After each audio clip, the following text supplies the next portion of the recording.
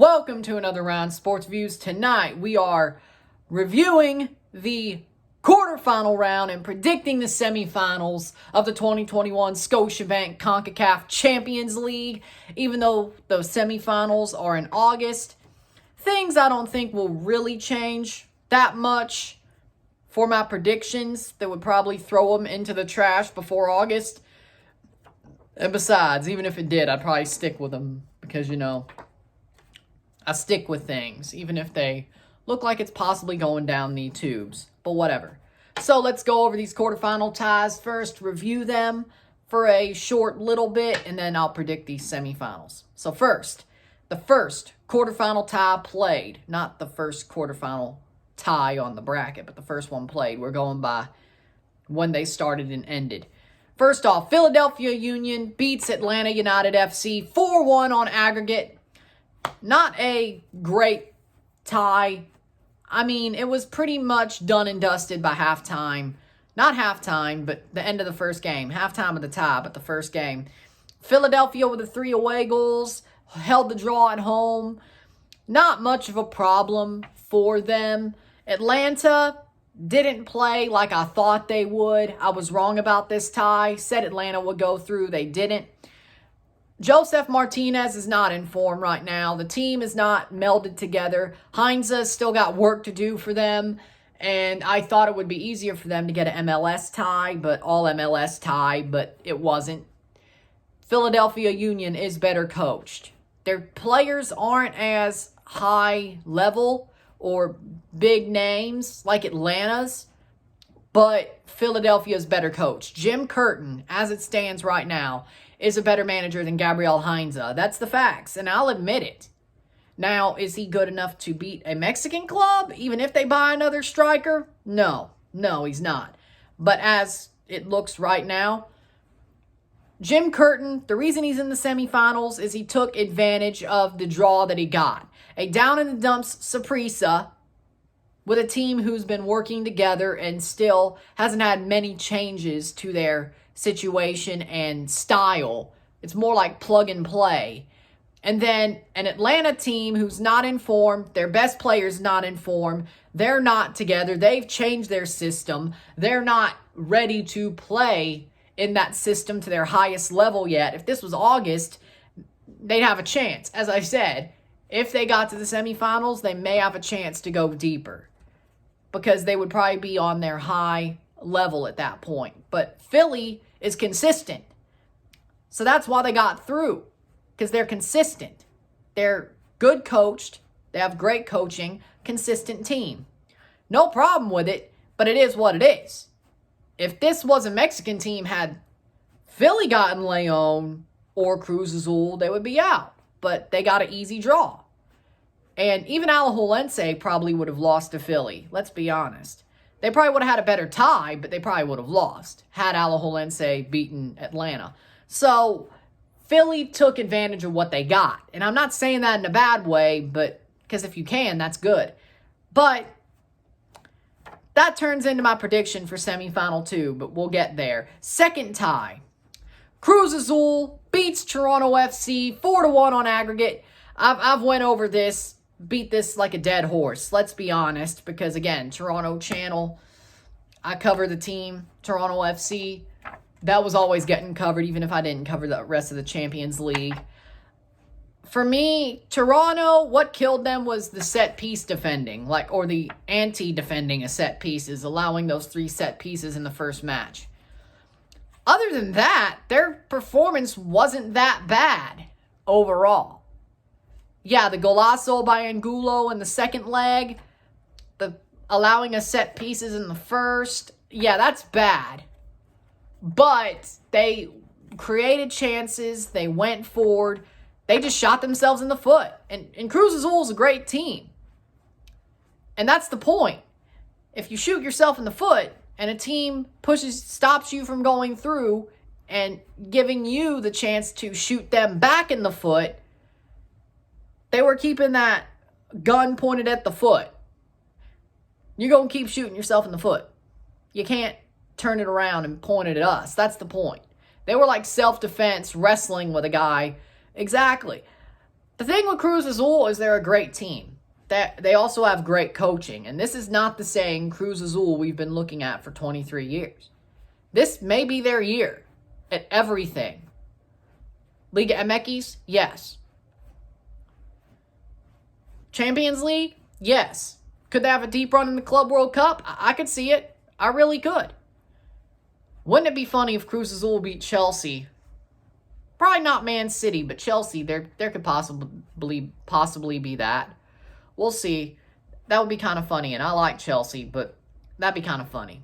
But Cruz Azul's a good team. Toronto shot themselves in the foot. That's basically all the tie was. And Toronto played well, besides those moments where they shot themselves in the foot.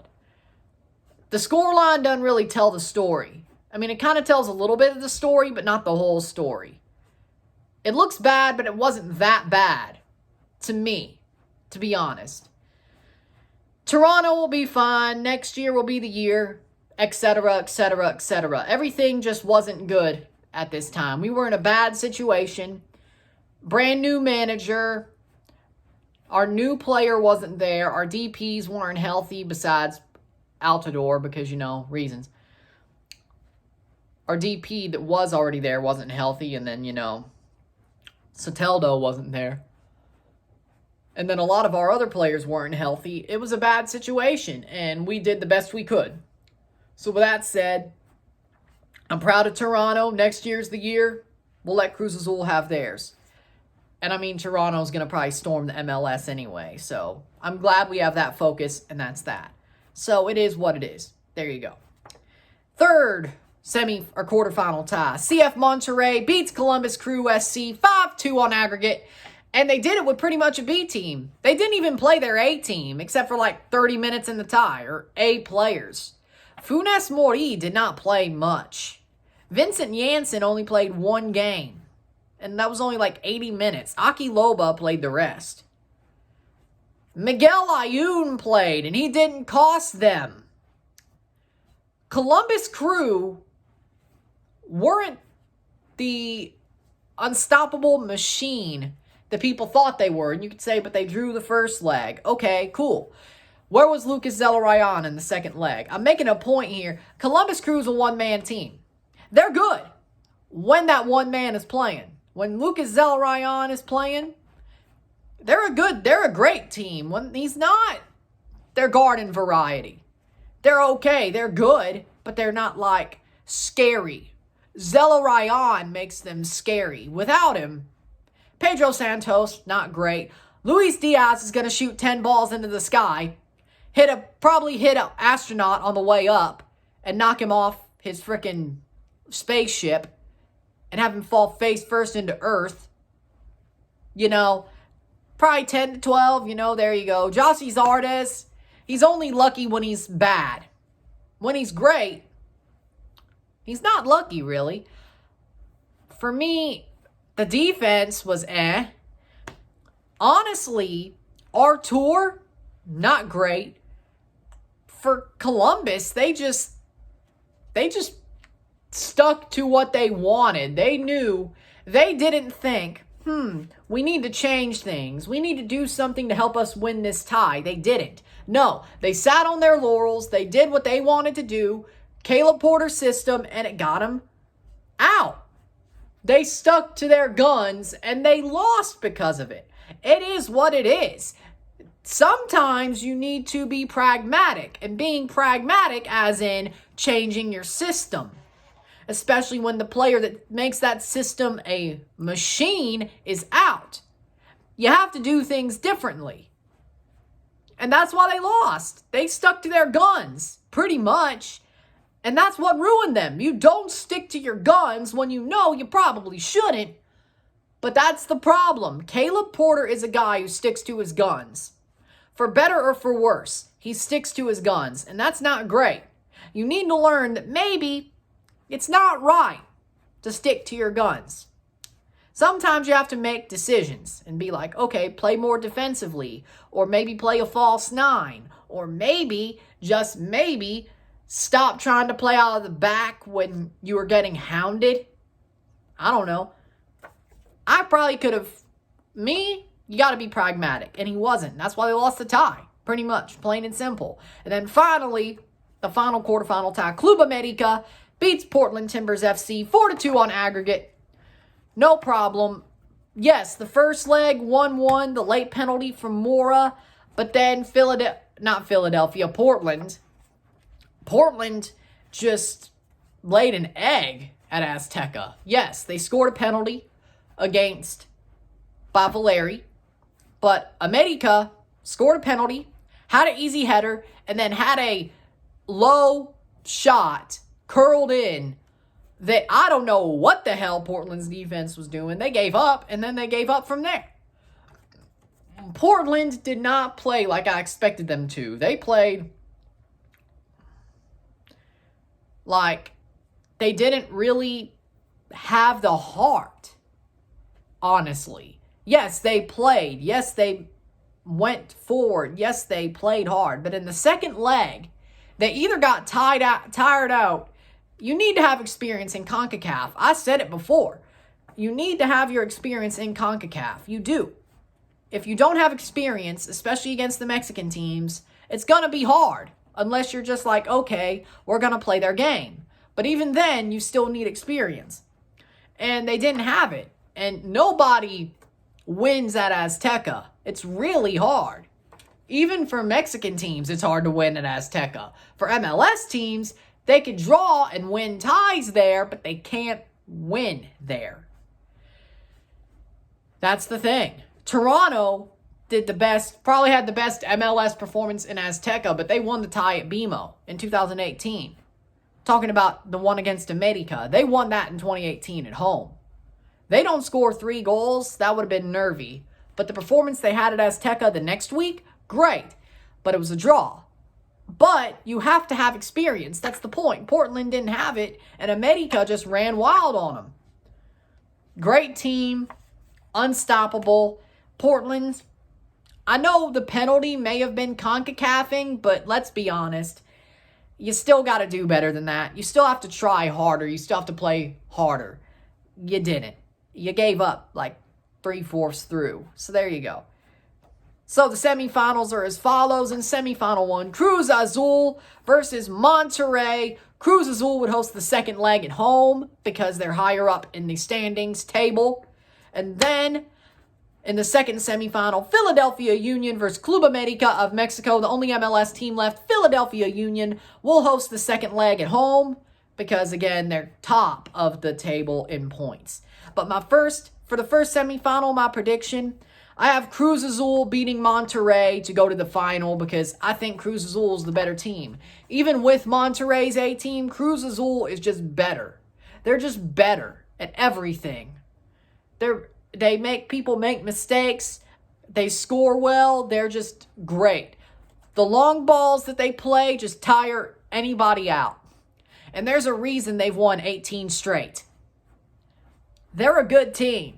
Even in August, I don't care if they're in preseason form. They're playing a Mexican team anyway, so it doesn't really matter because now Mexican teams will be in preseason form, especially for the first leg. The second leg, well, that's in September. It's a month apart, which would probably make it a little bit better. But Cruz Azul, all they could do is get better from here. And they're already better than Monterrey. Monterrey can meet where Cruz Azul is now in the transfer market, but they won't meet where Cruz Azul will be. I think Cruz Azul is going to be the better team. I think they're going to win the tie pretty easily. If I had to put a score on it, 4-2 on aggregate, probably. They'll get the job done at BBVA, probably get an away goal or two, have a draw, win the game at Azteca, go on to the final. No problem. And then the second semifinal, Philadelphia Union versus Club America. I got to go with Club America to win the tie because let's be honest, I don't care if Philadelphia Union signs a striker. Don't care. Don't care that they're pretty much, they only can upgrade. America's a better team by far. You only could get so close, and Philadelphia does not have any experience. As I said, you need the experience. They do not have the experience in CONCACAF against Mexican teams. They are going to get slapped in the first leg. I don't care if America's on preseason form. Don't care. they're getting slapped at Azteca because they've never went to a Mexican stadium. They've never played a big game like this. They will lose their heads and get smacked CONCACAF around the pitch. America will have the tie done by the time they go to Subaru Park. All they got to do is probably draw, and they'll go through the final. No matter what, no matter who's higher on the table, which I think Cruz Azul would still be higher by the finals. The final will be at Azteca. The final will be Cruz Azul versus Club America. That's my prediction. I don't have to worry about an MLS team winning this trophy before Toronto because the worst MLS team out of the field is still in the tournament because of how their draw went. That's it. And they're going to lose to a Mexican team, and the final's going to be all Mexican, and all I got to worry about is Club America losing so I don't have to shave my face. I don't have to go shaved, clean shaven. And yes, I'll remember the bet, and I'll still remember it. So, at that final, I'd probably be rooting for Cruz Azul. How the tables turn, don't it? And then next year's Toronto's year, so that's great. So, with that said, I had one prediction right out of the quarterfinals, 1 for 4. Not great, but hey, I probably overestimated all the MLS teams, and that's that. And then, hopefully I go 2-0 on the semifinals, but we'll find that one out in September. And we'll know if I'm knocking at the door in August, but we'll see. So there you go with that. So if you like this video, like it, share, subscribe. You know what it is. Tell all your friends. Saturday is a New York Red Bulls versus Toronto FC RSR. No live stream, just the RSR, because I didn't say I'd be going live for every Toronto game. Most of them, though. Probably not even most. Probably like half. So there you go. Not this one. So there you go. I'm Ryan and I'm out. Peace. See you soon.